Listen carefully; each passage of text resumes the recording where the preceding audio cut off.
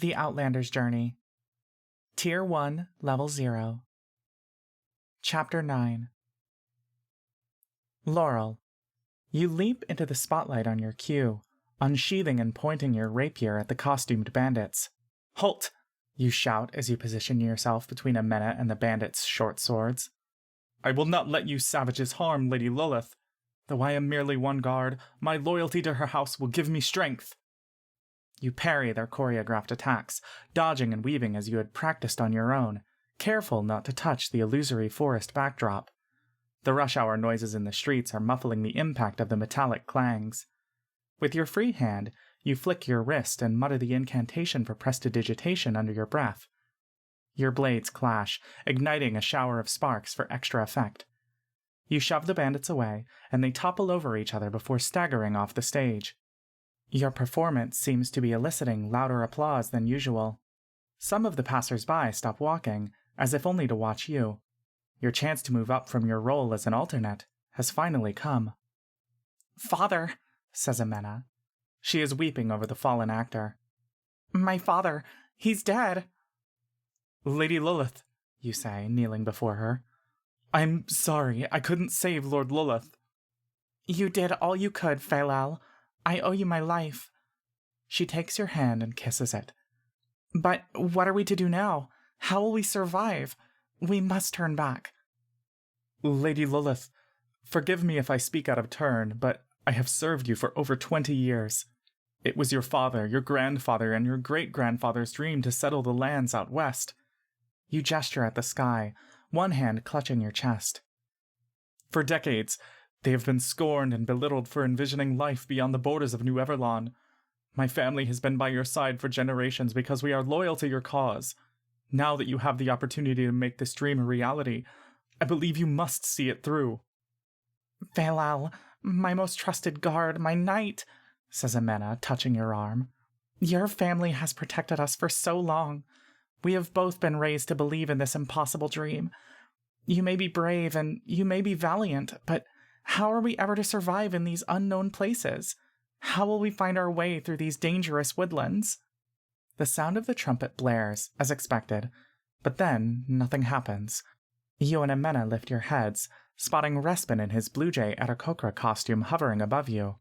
His arms and legs dangle limply, and he shrugs at you as the amateur mage on the catwalk frantically flips through a spellbook to figure out how to lower him down.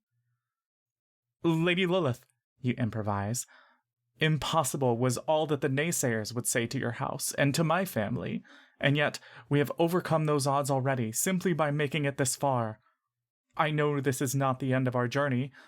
Impossible is only as binding as we believe it to be."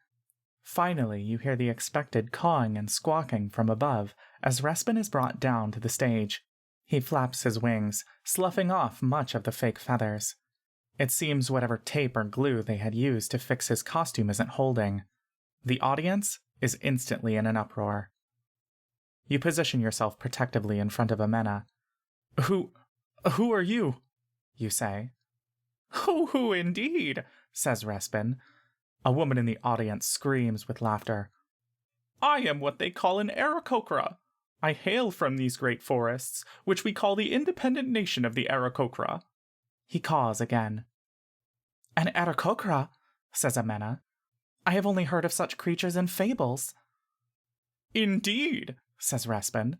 "I too have only heard of you elves through rumors and superstition. Such strange people, we thought, masters of magic, developers of great civilizations on land. We were taught to keep away from you for fear of learning such sorcery. However, I have witnessed your heroism just now, your bravery, your strength, your hopes, your dreams. I realized that elves and Aarakocra are not so different after all. You value freedom, liberty, and prosperity just as we do. We must work together to make all of our dreams come true." You leap to your feet. Does this mean—" "Yes," says Respin, gesturing wildly toward the audience. "It means I will ask my people to help you and the love of your life travel safely to the west. Together we will make your family's vision a reality." Amena stands. "Love of your life," she says, a hand on her chest. "Phalal, what does he mean? Is what the Aarakocra says true?" You spin around dramatically, taking Amena's hands. Lady Lilith, You breathe an audible, exaggerated sigh. I have loved you since the moment we met. We grew up together as young children, believing in the same dreams. You and I, we are so connected and yet so separate. I could never dare to profess these feelings to you. Oh, Failal, says Amena, fawning. I love you too. She caresses your face. Respin squawks again, wiping a fake tear from his eye and smudging a bit of the blue eyeliner. You embrace Amena and dip her down, and she wraps her arms around your neck. You realize this is the first time you two would kiss for real. You pull her in, and it is at this moment that you notice that the actor playing Lord Lilith is still lying on the floor. You're making out with an aristocratic girl next to her father's corpse. Regardless, the audience cheers. The curtains close in your vignette, and you run off stage as the next set of actors step on. Backstage, you change out of your costume. You undo your ponytail and shake your hair loose, and you hear the muted voice of the director announcing to the audience the typical end-of-show spiel. We hope you enjoyed Tales of the Westward Adventurers. If you wish to learn more about joining the thousands of brave citizens who are venturing beyond the mountains as we speak, come chat with me or my lovely assistant, Ardrith. You can register with us or at the Blue Lion Hall in the Central District. All traveling parties will be provided with recastable phantom steeds, a carriage, food, medicine, and any other equipment necessary to begin your journey. By this point, most of the audience will have dispersed, here for the show rather than the sponsored recruitment. Beside you, Amena is removing her makeup in front of her brightly lit vanity mirror. She takes off her blonde wig and hairnet and begins combing her hair. She glances over at you, smiling. You did well. You really saved us this evening. Thanks, you say, sitting on the edge of a table. I'm just glad to finally have the opportunity. Well, keep it up and you'll be a regular for our next season. I heard we might get more funding next year. Really? Hearsay for now. She puts a finger to her mouth. Despite her lead role, Amena is the most approachable and friendly of the troupe members. You've only known her for a couple months, but she has been surprisingly helpful in advocating for you. She was likely the one who talked the managers into getting you this alternate position. Despite the rest of the troupe treating you as nothing more than an extra, you enjoy your time here simply because she's around. After some persuading, you now walk her home on the few occasions you have rehearsal together. She leans toward you and whispers, You didn't hear it from me, but I think they're going to fire Alray and get a new director. It might change things up a bit. Oh? You whisper back, leaning in to match her. Why is that? The recruitment numbers don't look too good. I think the army wants a change in artistic direction. She uses air quotes. You don't mean they think the play is bad, do you? You put a hand to your chest. Shh. At this point, Mina steps into the makeshift changing area, closing the door behind her. She claps her hands twice. All right, everyone, gather around. You and Amena exchange a brief glance before you head over together, forming a circle with the other cast and crew. Mina pulls out her notebook, a pen nestled behind her ears. She adjusts her spectacles and clears her throat. Okay, good work, everyone. Looks like everything ran pretty smoothly. Well, almost everything. Can someone explain what happened to Respin's cue? She points to the Magic's crew, who all stare at each other. The spell wasn't casting right, says a rather meek and stout half-elf, so it took a few seconds longer to get it. I thought we rehearsed this. I don't know what happened. I was having some trouble with my wand, and the incantation wasn't going through right, and She sighs, barely listening. This is your last warning. Don't let it happen again. The half-elf mutters something quietly, then says, Yes, ma'am. A spectral hand manifests out of the air, and it pulls out Mia's pen. It begins jotting something down in her notebook. All right, then... She looks up again, staring directly at you. Laurel. You straighten up. Yes, ma'am.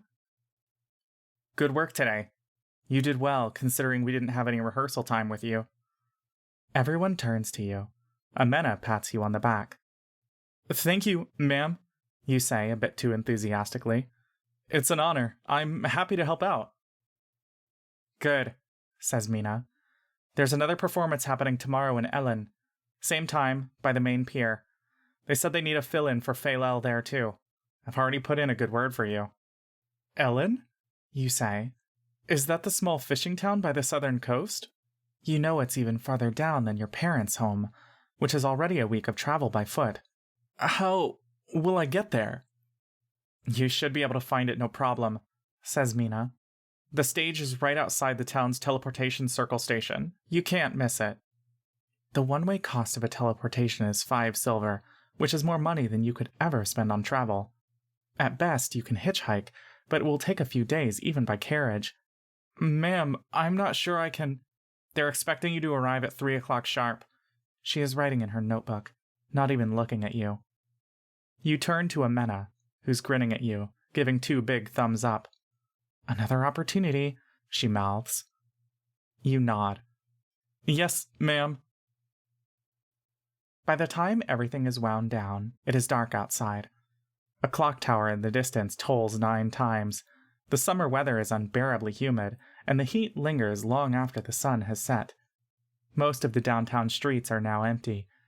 You sit by a fountain, sprawling out as much as you can to keep yourself cool. You stare into the rippling water, counting the small copper coins at the bottom. If you can collect 50, you'll have enough for tomorrow's teleportation, and then you can hitchhike home. Of course, there's also the issue of missing your afternoon shifts at the bakery, so there will be some lost income there as well. Maybe you can get away with skipping dinner for a few days. Standing over you in the middle of the fountain is the statue of King Everlon II, donning an elegant mage's robe, holding a spellbook to his chest. The makeshift wooden stage where you had performed is now empty, with only the changing room carriage parked behind it. Around you, the nearby shops and cafes are closing down. The taverns are still open. You watch middle-aged men wearing suits and carrying briefcases entering and stumbling out. This area of the city, the financial district, has turned into an affluent residential neighborhood. Once the central hub for businesses, it now houses only older, dying corporations and government buildings. Performing here likely yields the worst recruitment numbers, as only the young and misfortuned would find moving west appealing. If they put on these shows near your apartment, almost all of your hillbilly neighbors would register. It will be a while before Amena is done with her cast meeting. You roll up your sleeves and, after glancing around, dip your arm into the cold water, ready to scoop up a handful of copper coins. Seems rather unsanitary, don't you think? You jump with a start, nearly falling into the fountain. You spin around and find an elven man sitting a few feet away to your right. He seems to have crept up out of nowhere. Pardon me, sir, you say, pulling your arm out of the water. The man smirks at you with an expression of amused condescension. You realize you recognize the man, Professor Siren Senos, head of the enchantment department at the Academy, and known for being a notoriously tough grader. He is a lanky individual, in his 40s, with fair, long hair and even fairer skin. He wears a tailored dress shirt, tucked neatly into his suit pants. He sits up perfectly straight, staring down superciliously at you.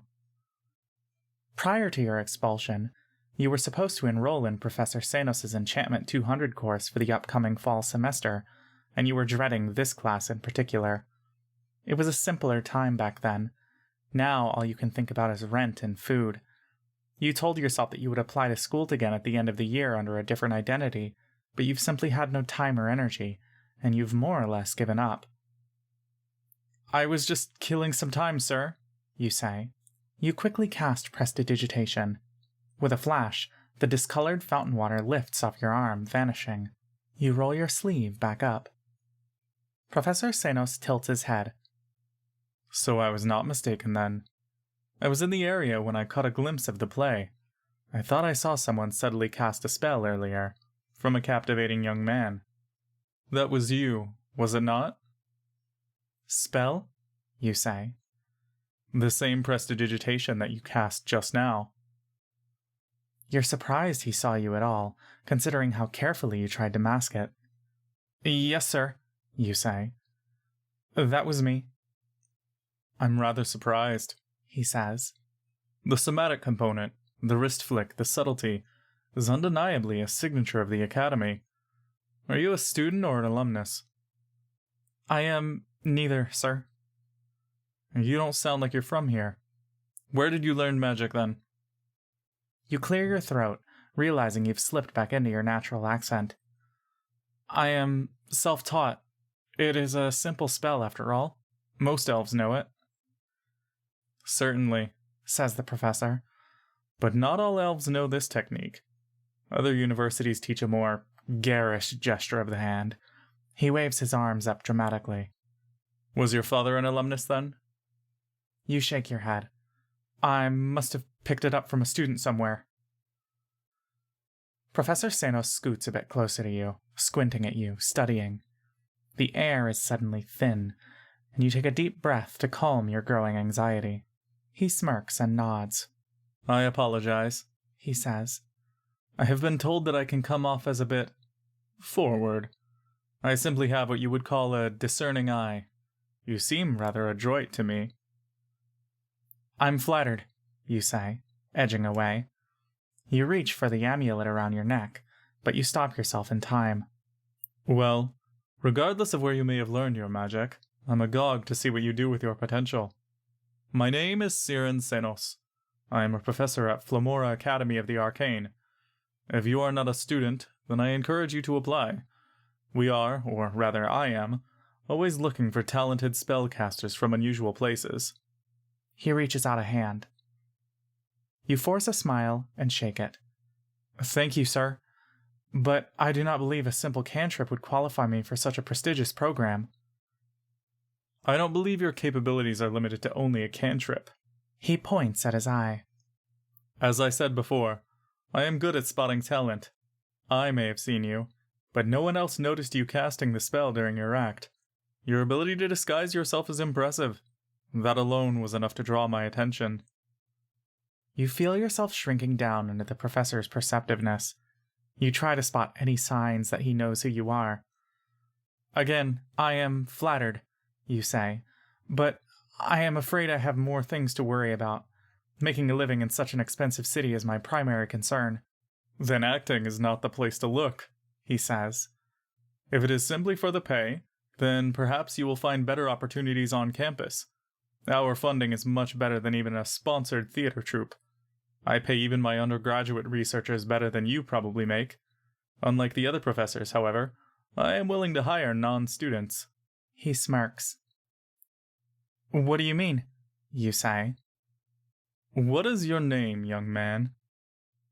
You have never heard of a faculty member hiring non-students or non-alumni to do research at the academy, though it may not be explicitly against school policy.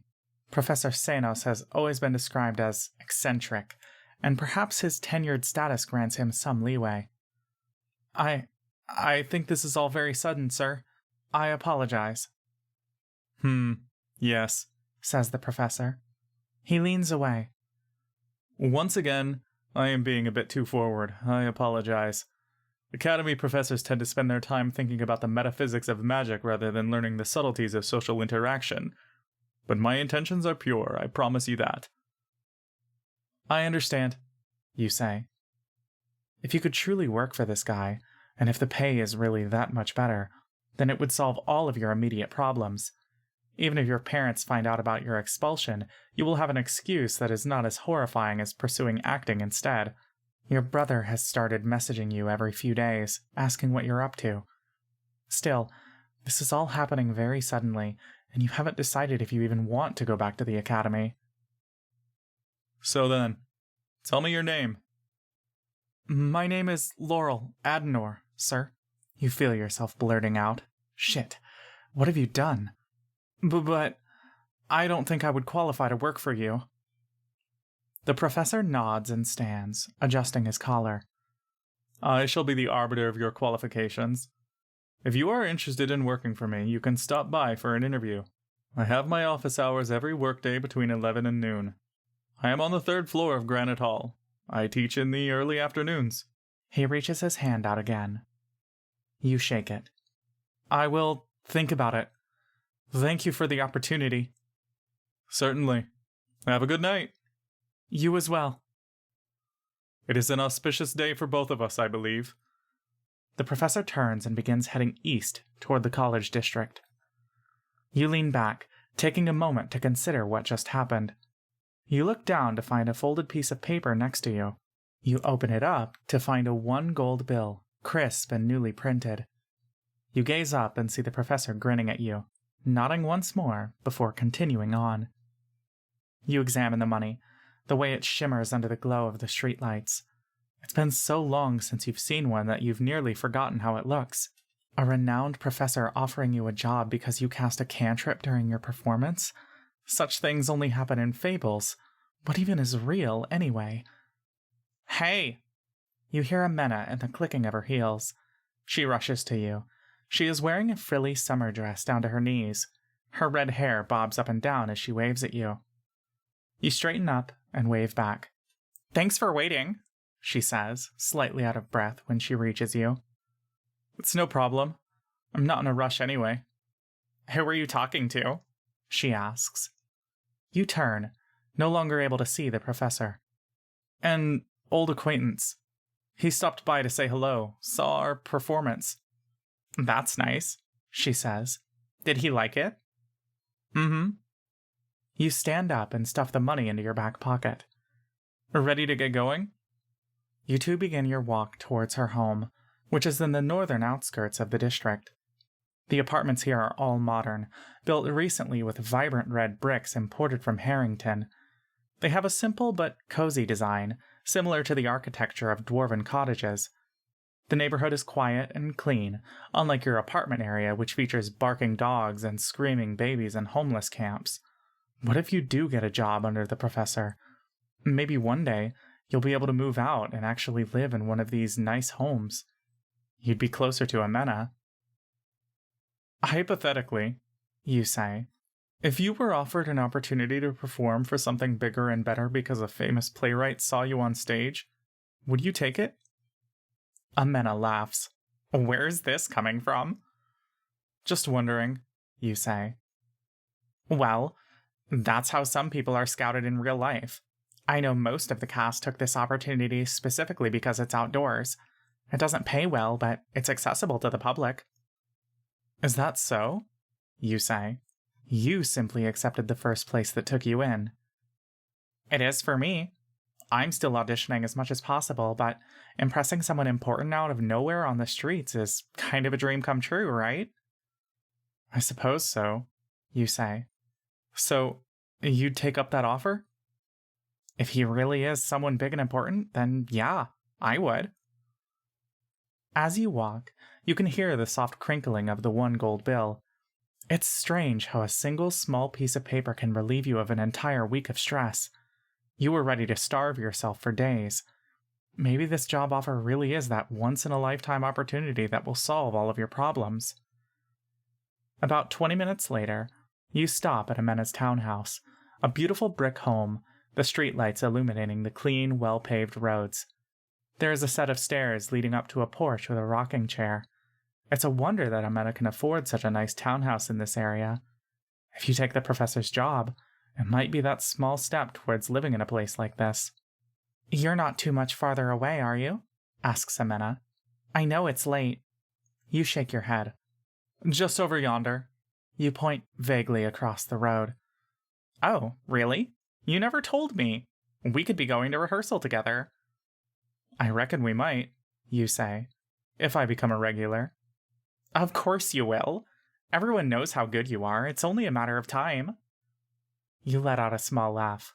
"I'm working on it." She rests a hand on the railing of her front steps. "Well," she says, tapping her fingers against the metal, "I'm still really glad we got to perform together tonight." She begins to twirl a bit as she looks bashfully into your eyes. You feel the heat rise to your face. Your shoulders stiffen. There's expectation in her gaze. If you weren't so preoccupied right now, you would have been dwelling on the fact that you two had kissed on stage earlier today. She is close enough that you can feel her body heat. Your hands go numb and your mind goes blank. Your heart is racing, but it's like you're not truly here, that you have no form, like a ghost. This body is not your own, and you're only possessing it temporarily. You realize you've waited too long. She nods, casting her eyes downwards. Then she takes a small leap forward, wrapping her arms around your neck. "Congratulations again," she whispers into your ear. "Thank you," you say, stumbling backward. You feel yourself putting your arms around her waist. "I appreciate it." As she pulls away, her hands linger on your shoulders. She smells of the perfume she usually applies, though it seems she just put on some more. She lets go and walks up the stairs, taking out her keys and opening the front door. She waves sheepishly before she steps inside. "Get home safe, Laurel," she says. "I will," you say. "Good night." "Good night." You wait until she's no longer visible through the window, and you begin walking back from the direction you came from. To get to your actual apartment in the West End district, it will take about 2 hours on foot. You'll be home at around midnight. The bakery where you also work has long been closed by this point, so your best bet for a meal will be whatever is still open nearby, most likely a seedy tavern. The food is overpriced and overcooked, but you hear your stomach rumbling. As you go, you stick your hand in your back pocket, running your fingers along the smooth gold bill. The dissociation goes away, and you laugh to yourself that money, not the girl you like, is what brings you back to yourself. You recall your performance. You really did do a good job, and your chemistry with Amena on stage is undeniable and surely hasn't gone unnoticed.